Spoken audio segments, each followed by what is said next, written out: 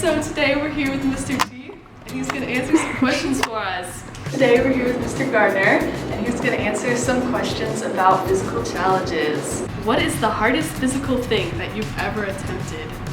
So I did a hike on the island of Guam. So my sister was there because she's in the Navy, and a hike there, they call it a boonie stomp because you're out in the boonies. And we hiked all day. We went through water that was like waist high with mud on the bottom. High school football.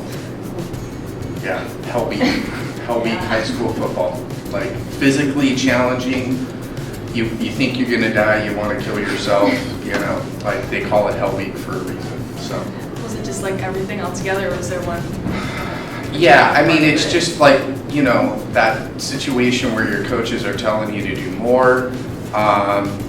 At first you don't know if you can do any more, and then you get to a point where you're convinced I can't do any more, and your coaches are telling you do more, and somehow you keep going, and you make it through, and when you come out the other end, you've proven something to yourself that like our bodies are able to go physically further than what we mentally think they can. When was the time that you had to confront a personal fear? Man, I think the first time that somebody took me surfing. Because, I mean, obviously I was awful. I'm still awful. But to have a wall of water and to not really have a clue what you're doing, to realize that there might be stingrays underneath you when you step off,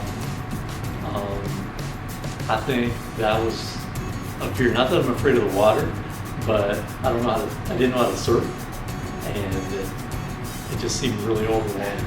So I would say I had to face a fear the first time I went surfing. Yeah. Will you say that you're over that fear now, or is there still a little bit there? There's still some there. If the waves are too big, I won't go, just because I don't think I'm good enough to go. So if they're bigger than, I'll go if the paper says like 2 to 4. I'm still maybe okay, but anything beyond that, no way. I did not realize that I was somewhat claustrophobic until I started to staff Wilderness Challenge Rock. The first one was a big gigantic cave, and Mr. Westrup can tell you about this cave. He knows it's this pit, and we would go up north for training, and one of the days you would like go deep into this, like into the first cave, and then you would come to this like hole in the middle of the cave that dropped down like 200 more feet. And you would go down there, and it was like you were sitting in the belly of the earth, and the air was still, and it was dark, and it was just, that was the first time I realized, holy crud, I'm claustrophobic. And then, but then I kind of forgot about that. And then a few years ago, we went up to J Tree, and West began, oh man, we found this great cave. And I think they're all going to this same cave. And same thing, I got right into the middle of it, and then like, I started thinking, dude, what if there's an earthquake? What if like there's a beehive in here, you know, and like we're gonna get attacked by bees and we can't get away? And so, claustrophobia, yeah. Do you still have that fear, or is it not as bad?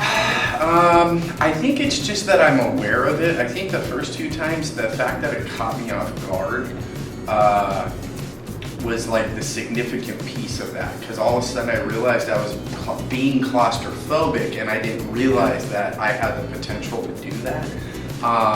So now I either A, try and avoid those situations, or B, just kind of mentally prepare. I mean, it's funny because I had an MRI a couple of weeks ago, and the caves prepared me for the MRI because I knew how to mentally go to my happy place and deal with that because of those caves. So even though they freaked me out, I definitely got stronger from them, but I do try and avoid enclosed spaces now. All right, last question. What are your future goals about adventuring in nature? One, when the summer rolls around, I would like to try to get better at surfing. So that's one. And my goal with that is to take my daughter out and to try to get her to learn how to do it. I mean, I've got a bucket list. Yeah. So there's one on the bucket list, In Zion National Park, there's a hike called Angel's Landing. I would like to do that one sometime. But who knows when.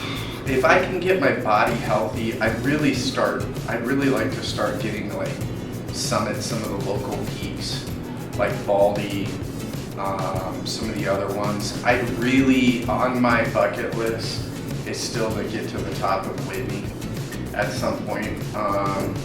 You know, that was something that was really appealing to me early on, and then life and family and sports and all that kind of took over. But that's still in the back of my mind is that, like, there's a few mountains, literally mountains I'd like to climb, you know, besides the metaphoric mountains that I can climb, you know, so, yeah.